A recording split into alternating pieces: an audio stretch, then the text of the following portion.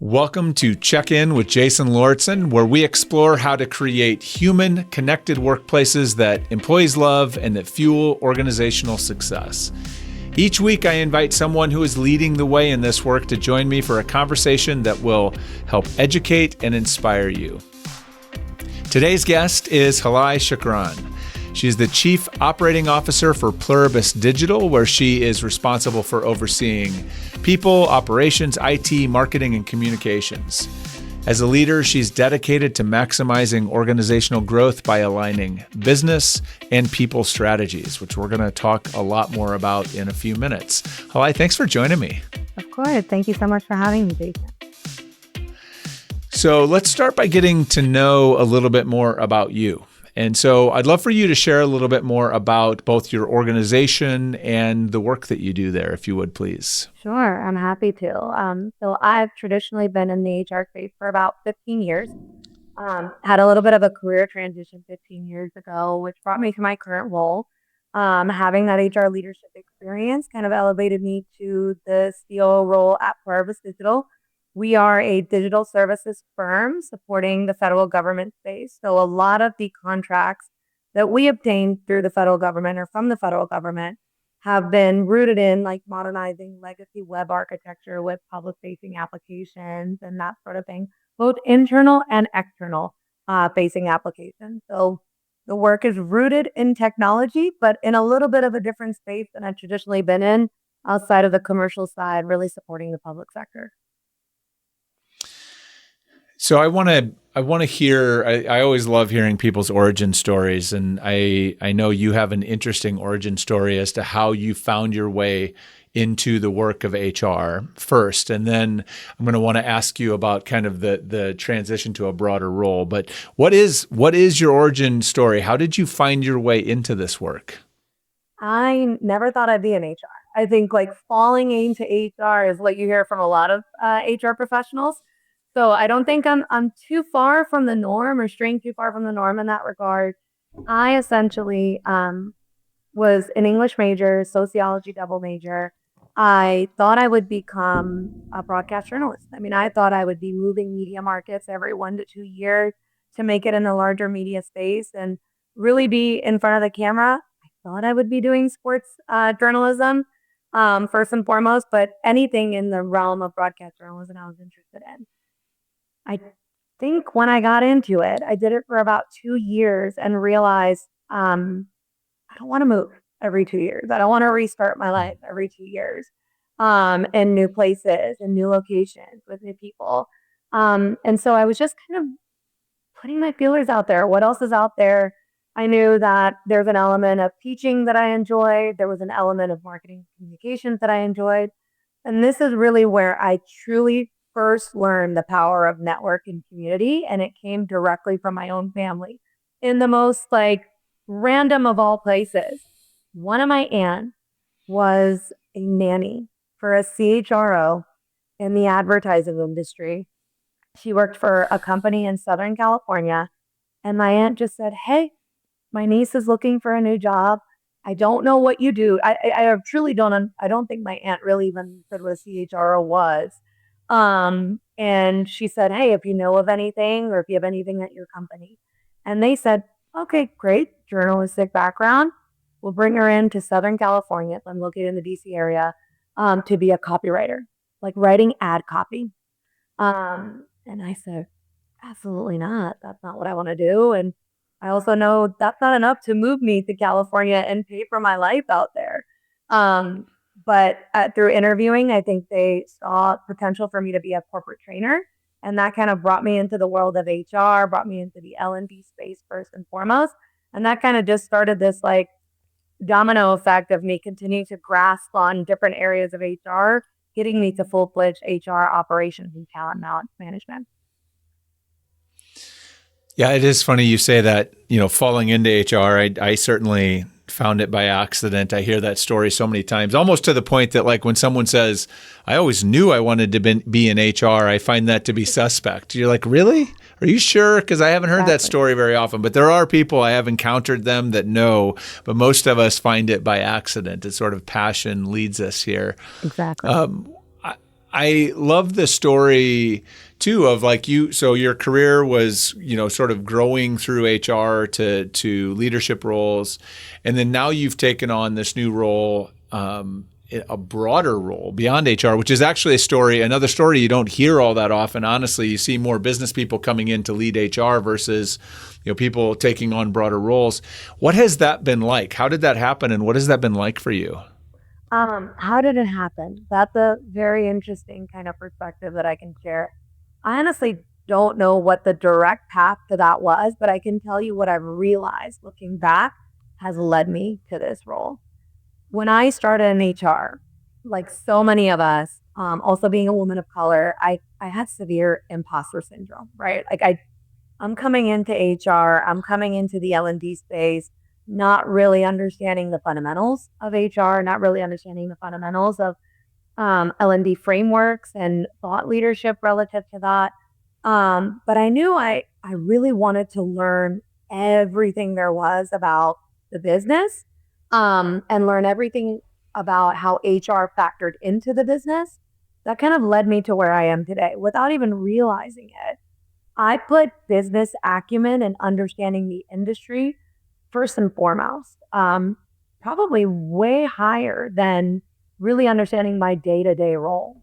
I thought in order to get people's attention, in order to speak people's language and have me, an inexperienced HR person, get people's ear and get their attention, is I had to really understand their work day in, day out, more so than I understood my own, so that I can easily apply it. I think the aspects of understanding the business, learning every industry that I've been a part of has led me to this space, but also the kind of the fundamentals of product management and being agile and adaptable and having iterative thinking also got me to where I am today. And so I think even in the teams that I've managed, I've always said, hey, really, really get to know your business, get to know its people, get to know its products, get to know kind of the inner workings of all the other functions, not just your own, to really stand out and shine, so that people are listening and that people understand more of your world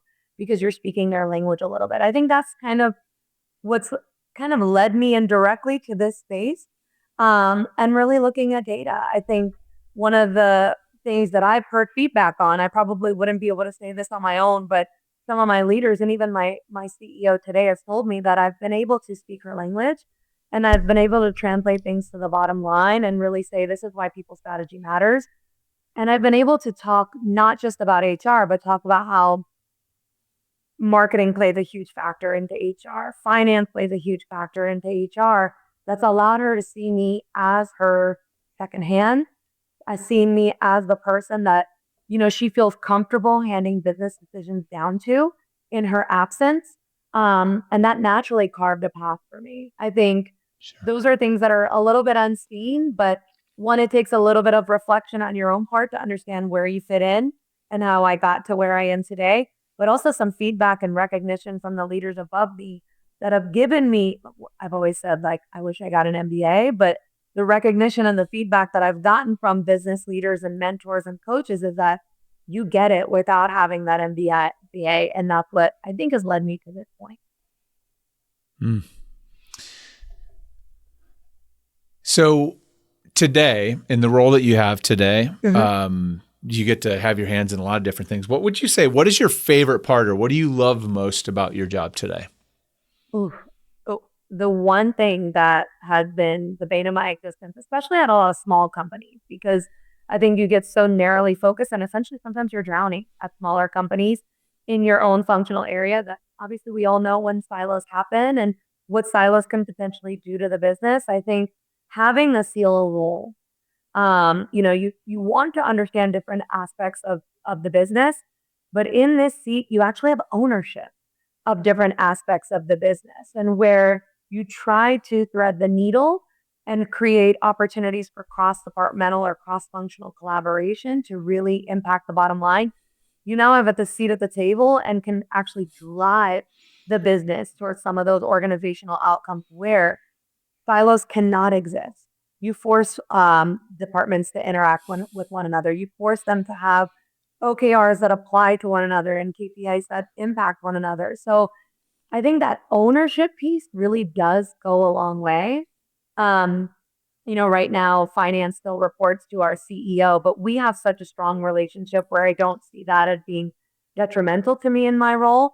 But those are things that I think you start to realize is that you try to move the needle, but once you have a little bit of ownership and can really delegate tasks and kind of encourage that interaction and collaboration and force it a little bit is also where that title and that role make a huge impact. I love that. And I had this image come to mind as you were talking that's like this realization of like, hey, you see the silos and then you have this sort of realization like, oh yeah, those are my silos. And then you can take a sledgehammer and just take them down. Right. Because those silos exist within my domain. Those silos are coming down. We're not having those silos anymore. So you actually can sort of eliminate those as opposed to having to navigate around or through them all the time. I love that. So, all right. So let's dig in. I know one of the things that as we were kind of prepping for this conversation, we were talking about a variety of the different things that you're doing. And I think I asked you some question along the lines of like, what do I like to talk to people about the things they're most passionate about or kind of what their strengths or superpowers are. And one of the things that you told me you felt was, and I think it just reflected in how you answered that question, is one of your strengths is aligning people to business strategy and business strategy to people. And that really stuck with me because when you said that, it's like, oh, well, that might sound like the same thing to people listening to it casually, but it certainly is not. And so I'd love for you to start by sharing sort of what is the difference between those two things? How do you think about that and how has that showed up in your work? It's interesting to your point about people thinking it's the same thing.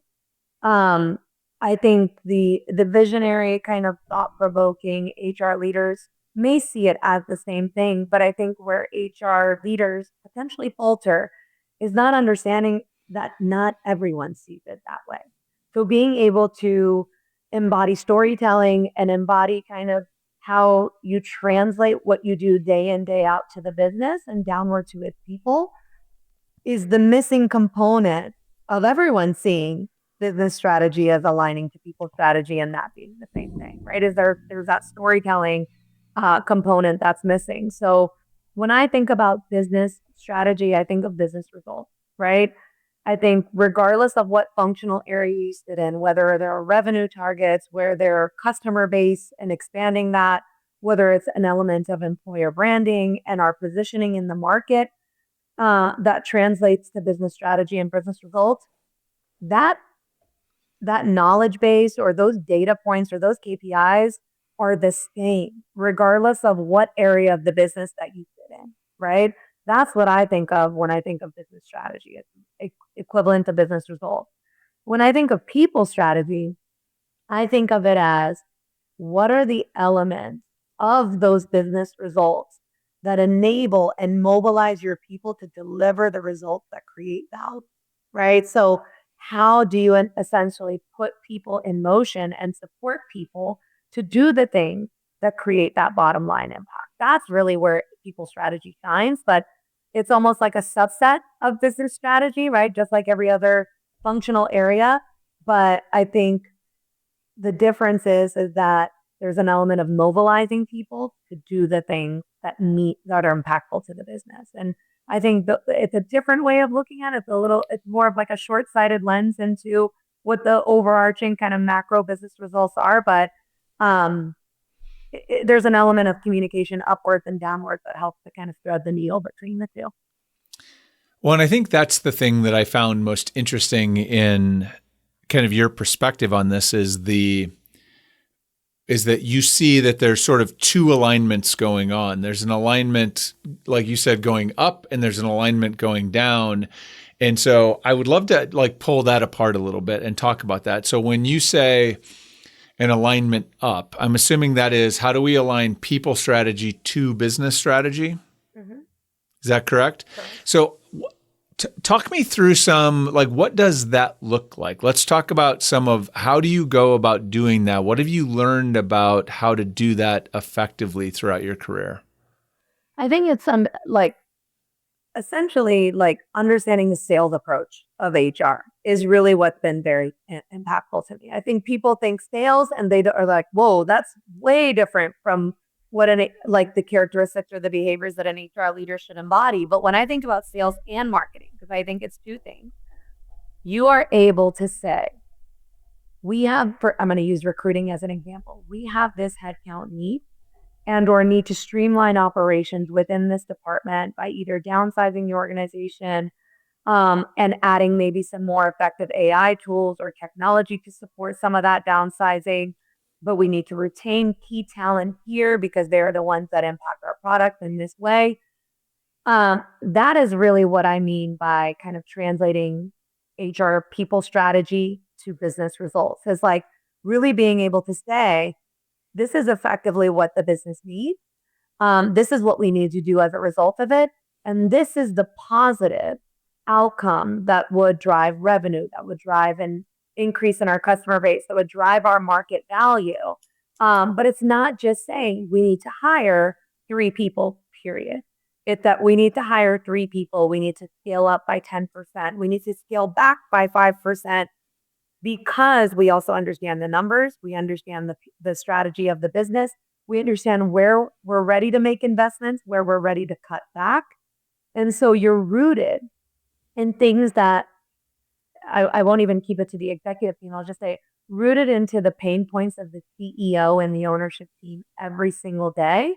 And so you're able to say, this is why or why not something has to happen. And I think it's not rooted in, we need to launch an engagement survey twice a year because that's how HR functions manage their day-to-day initiatives and operations. It's because we've seen an increase in turnover. We've also made a lot of changes this year. An engagement survey would be beneficial for the following reasons, because you want to retain more people year in, year out, and you want to see what the impact of all the changes that you made or investments you've made in a business, and you want to get that feedback directly from the people. So I think there's 2 different ways of saying the same thing, but it becomes less rooted in, this is how an HR function has to operate. It becomes rooted in, you actually need it to operate this way in order for your business to run effectively.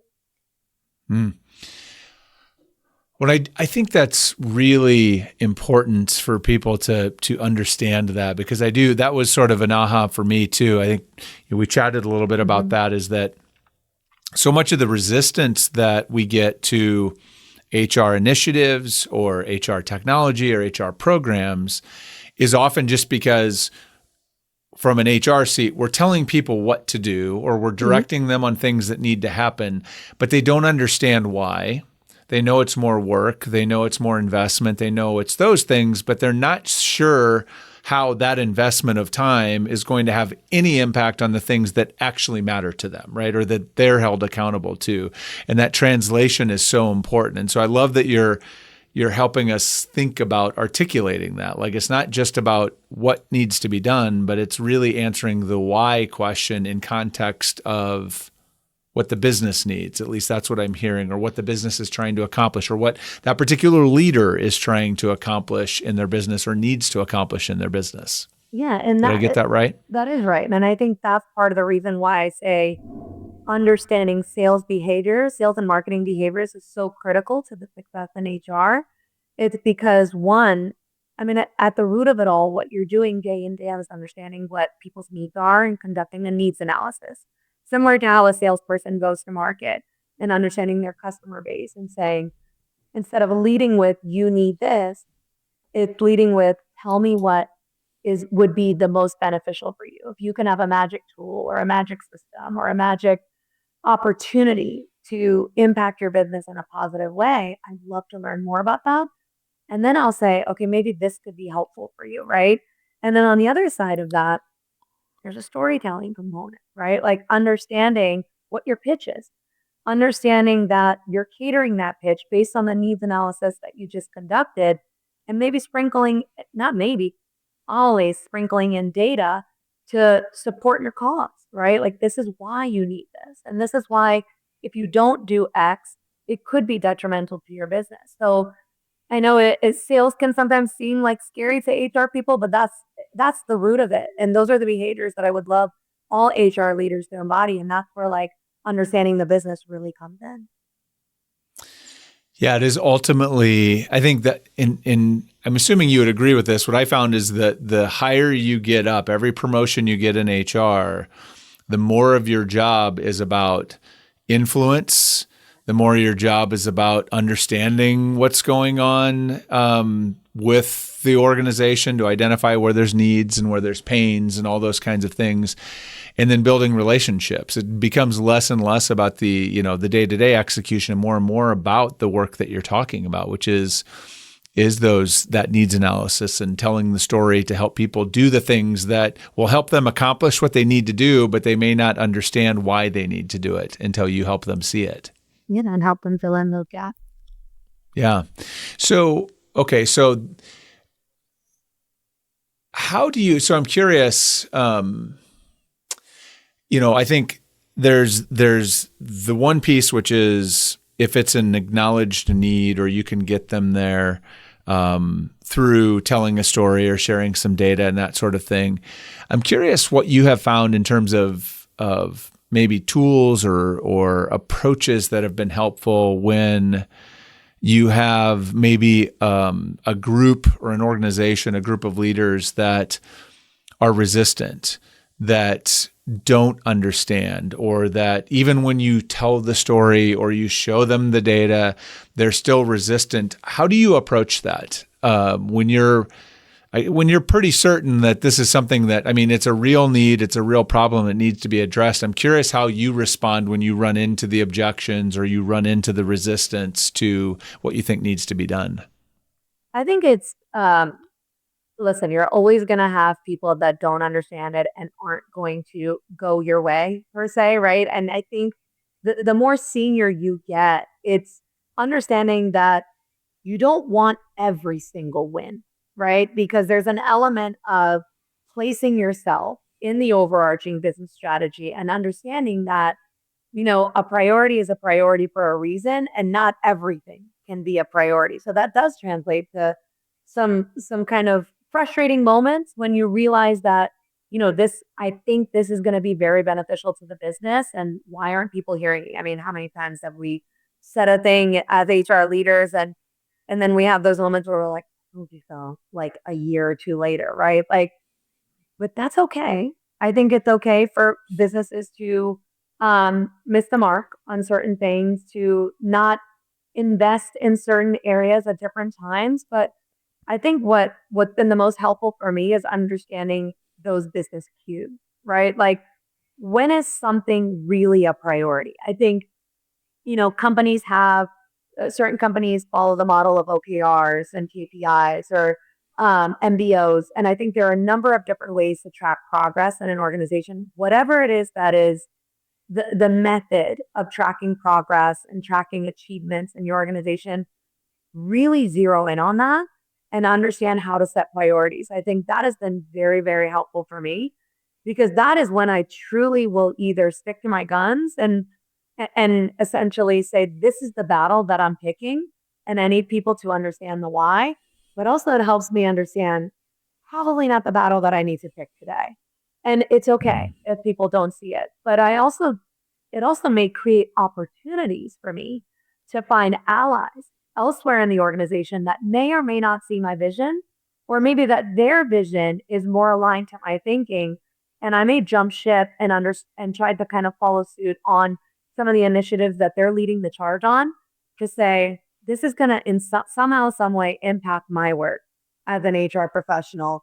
So I'd rather kind of move the charge or move the needle forward with other leaders that get it and start to build a unified story versus it being a siloed story from my perspective of people strategy. Everyone has people, every department has them. So in some way, shape, or form, every department is aligned to people strategy, but it may be a different way of doing things. So that's number one in terms of building allies and finding other leaders that understand your vision.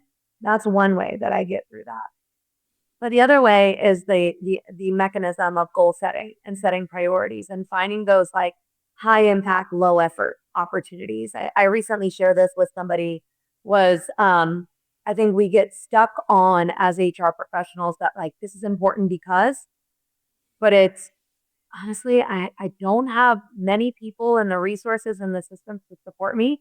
But I know if I can move forward this, it will create a lot of impact and it'll be minimal effort. And it's the small wins that get me to the long-term strategy that I want to the build or the opportunity that I want to build. And really focusing on some of those things because the more senior you get, you also may get stuck and lofty ideas and big picture thinking, and we lose sight of day-to-day execution. So where not everything can move forward, at minimum, what you can be doing with your teams and working across departments on is how do we continue to like have those short-term wins that continue to move the needle forward, and we can revisit next quarter in 6 months or in the next year as we set priorities for the business.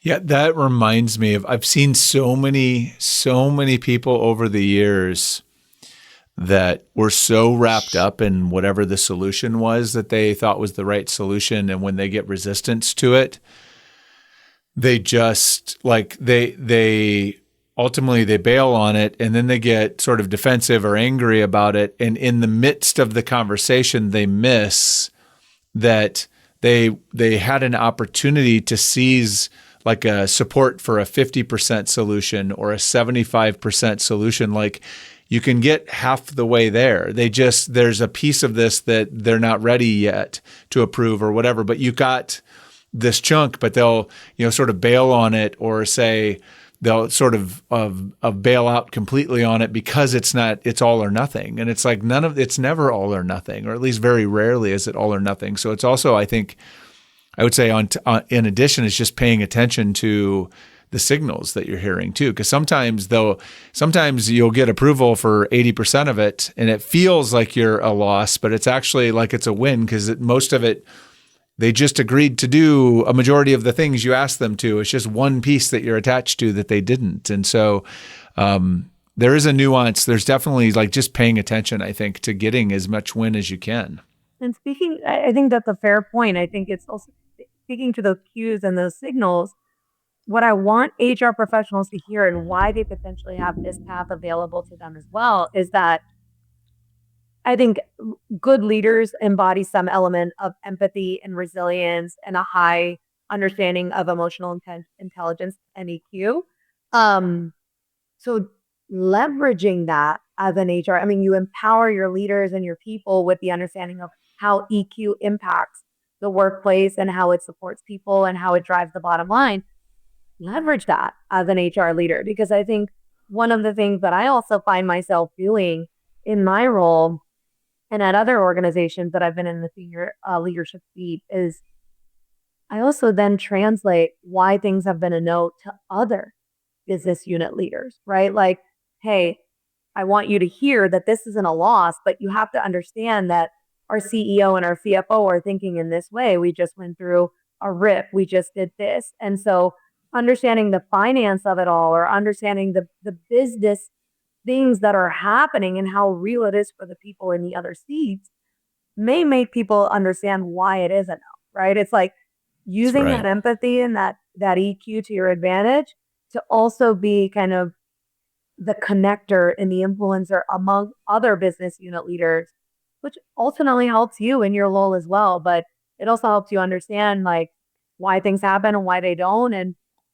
you never know. It could also make you that like second tier decision maker for the CEO and help them see list it. Yeah, absolutely. So you said, I think we talked a little bit about aligning up, right? This was aligning people strategy to business strategy and business results. You also talked about aligning business strategy to people strategy. And I'm curious what that process looks like for you as you think about that. Like, let's reverse it and talk about what that looks like.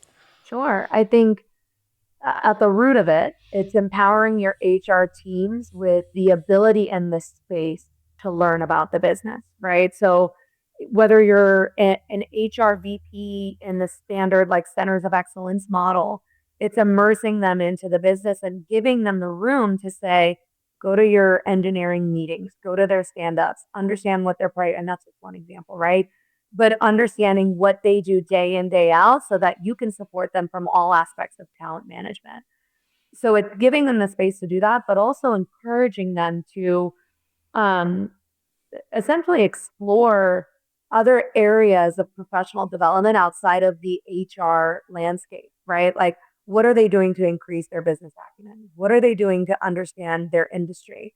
How are they engaging with content and or webinars and or professional development opportunities that give them the business acumen that they need to be successful in their role on top of, you know, understanding compliance and understanding kind of the changing landscape of HR and how to be a thought leader in talent management or talent development or people operation. So I think that's one element of it. I think the other side of it is regardless of what position that you sit in, I think where L&D teams falter at organizations overall in their support of people is not giving room for people outside of sales to understand the product and the business, right? There's such a huge focus on, for example, technical product marketing and that sort of thing for people to understand the product, but put an engineer at the forefront of that. Put a finance person at the forefront. How much do they know about your business to really be able to understand, okay, this is why these are our corporate annual objectives each year.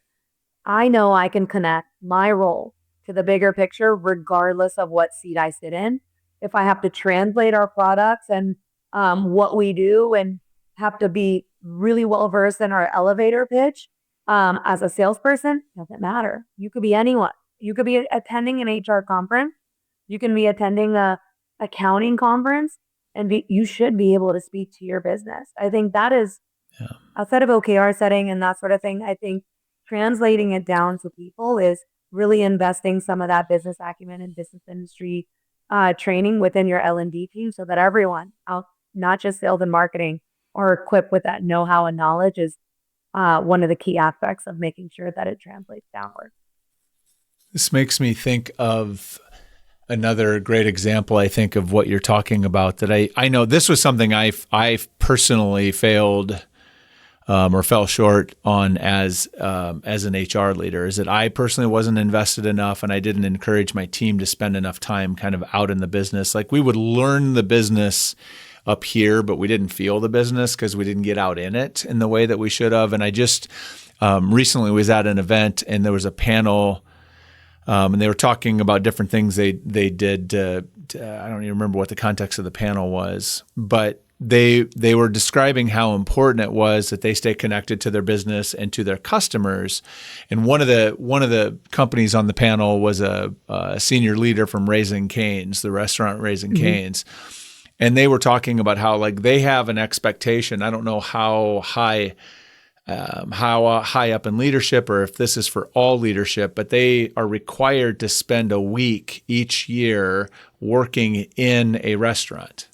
Like not sitting there and observing, but actually working, doing cashier work, cleaning the bathrooms, doing all of it so that they're face to face with customers, they're face to face with how the business works.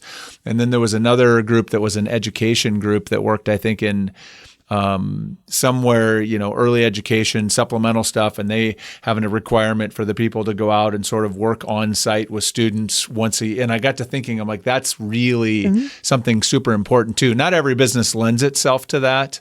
But certainly to the extent that your people, and especially in HR, can get out in the business, experience customers, there's something too that magic that happens then too in terms of their commitment and their ability to translate what they're doing back to the people that they support and work with. I think that's really important. So I just add that on top of even knowing the product, but also if you can get them with customers too, or the people you impact, patients, whatever it is, I think that also amplifies the impact as well.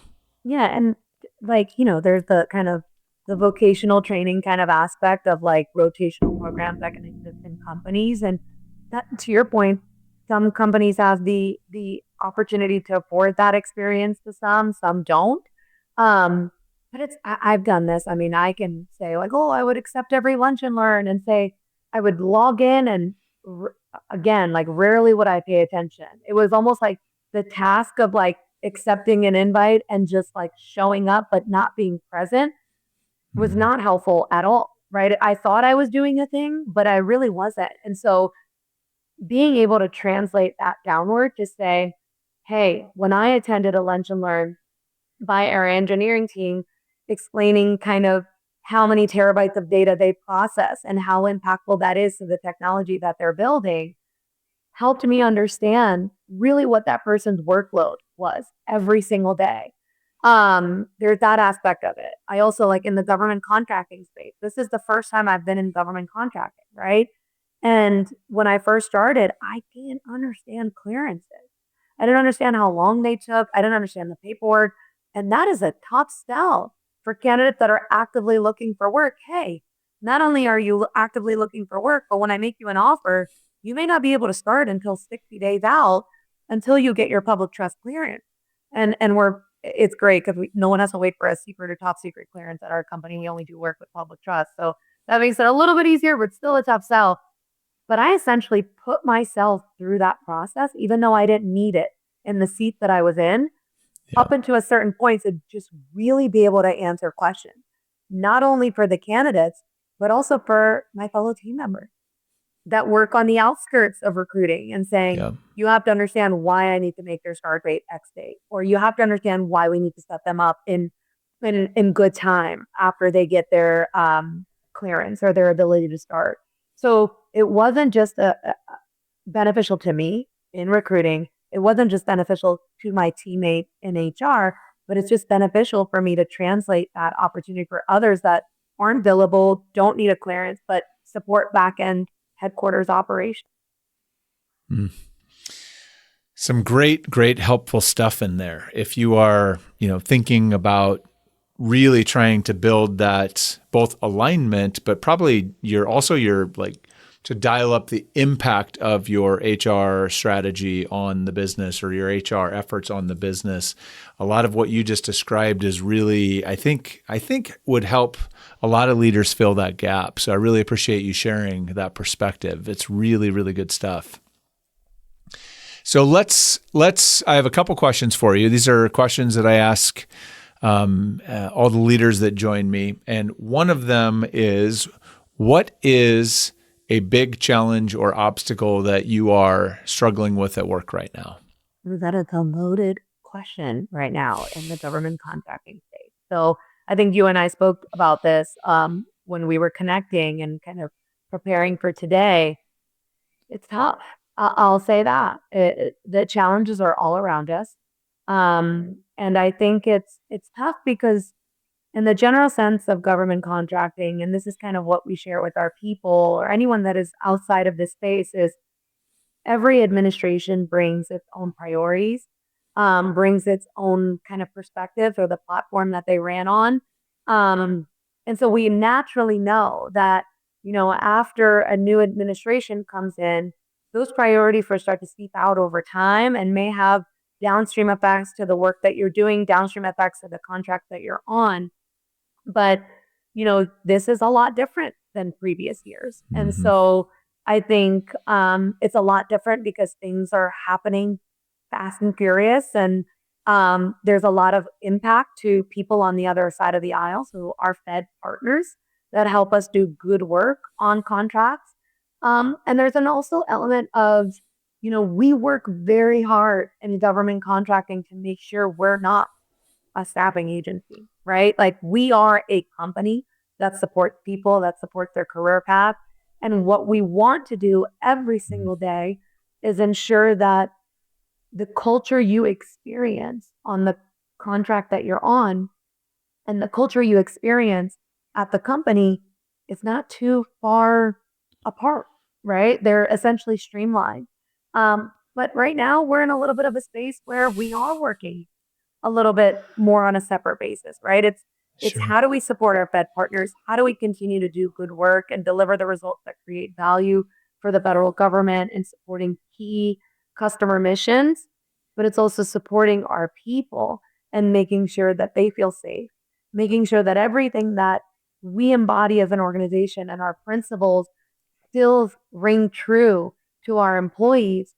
But part of that is also actually our employees have supported us very much so. They've been super patient on helping us navigate these changes and kind of bringing information back to the organization, is that they understand that there's a little bit of a kind of a bifurcated culture approach right now. And we're trying to figure out at what point do those cultures align for the betterment of customer missions and the betterment of our people, and that we are still a workplace that does all the things that we say we are, and it still embodies all the principles that, are not just words on a website. It's really truly who we are and how we live, eat, and breathe every single day. But it's a tough time right now, because we're all every single day trying to figure out what are the changes that are happening, tracking those changes. But I think at the root of everything is transparency and communication. I feel very comfortable and happy with how we've been approaching it. And it's really bringing people along to say, hey, we're doing the same thing you are and navigating some of these changes, and we hear you and we see you, and we want you to feel supported, and we would never make you do something that you feel kind of morally it is completely against your morals, right? It's continuing Yeah. to encourage that speak of culture, but also understanding that we're kind of threading this line of, we don't know what the implications are, the downstream effects on Yeah. any given day, but we'll make sure as soon as we know about it and what the implications are to you, we'll keep you abreast of those changes. Thank you for sharing that. It's, I think, just a great example of what good leadership looks like in times of mass uncertainty.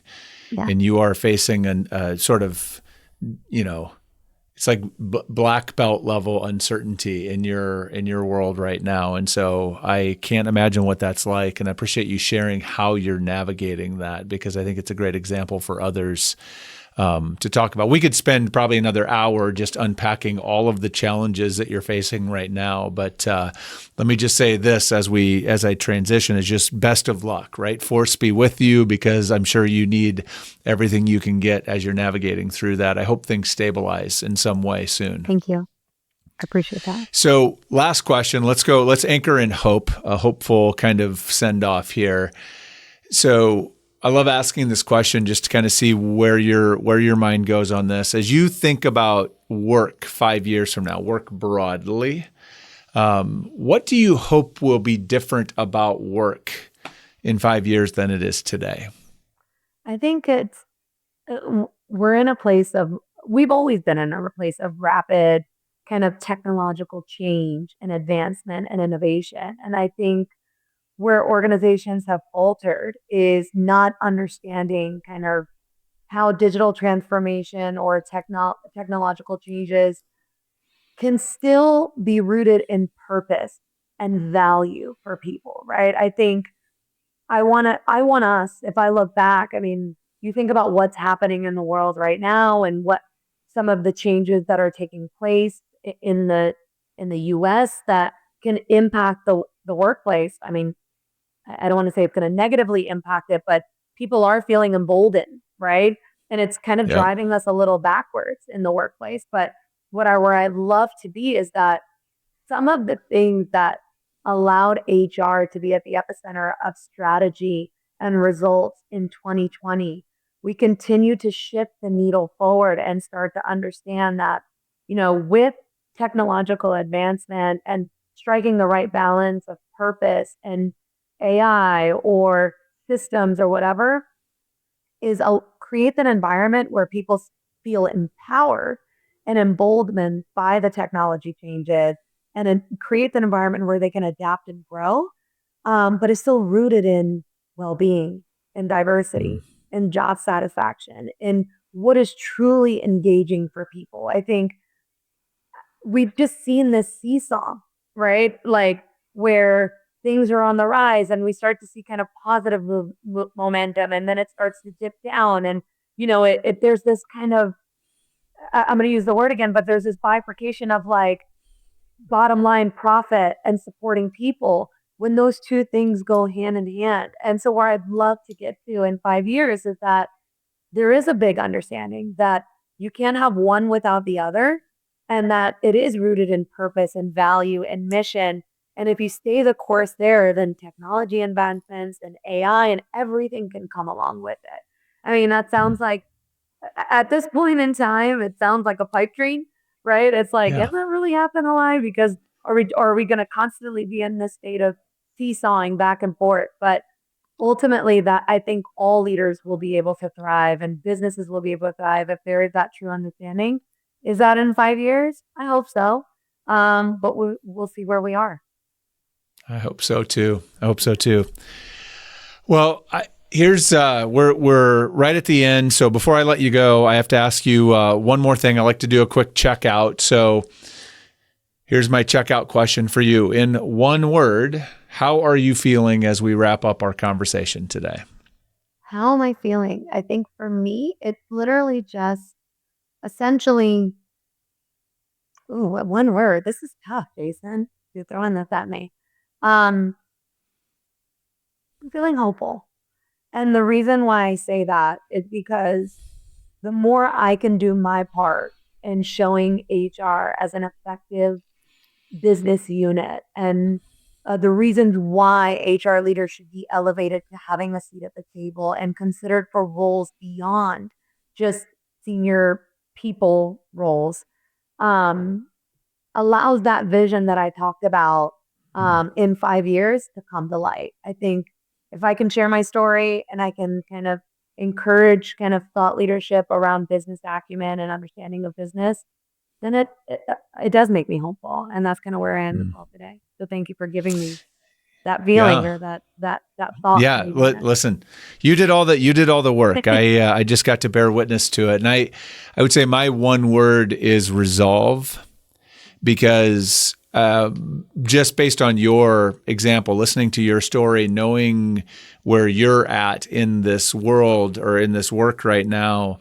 if you're able to rise up and lead through this, given where you are in the storm, the rest of us can certainly do so from our seats. That is certainly probably for most of us a lot less treacherous than yours is on most days. And so I really appreciate, and I wish you the best of luck in that. Halai, this has been great. A really good conversation. I think a different kind of conversation than I often have, but I think that's really helpful, because if we can't find the alignment, it's hard for us to find the impact. So if people want to connect with you, where might they do that? What's the best place to find and connect with you?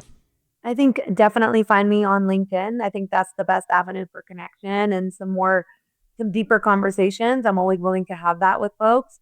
And then I'd also encourage folks to learn more about our business and what we do in the government contracting space. That could be kind of somewhere on the outside of the periphery for folks, but definitely check out the work that we do as well.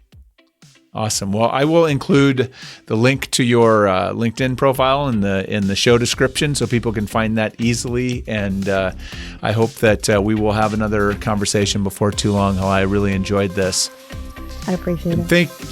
Thank you for listening today. I hope you can take some of the insights and advice and tactics that Halai shared and put them to work so that you can better align your work to the business and you can better align the business to your work to really propel your organization forward.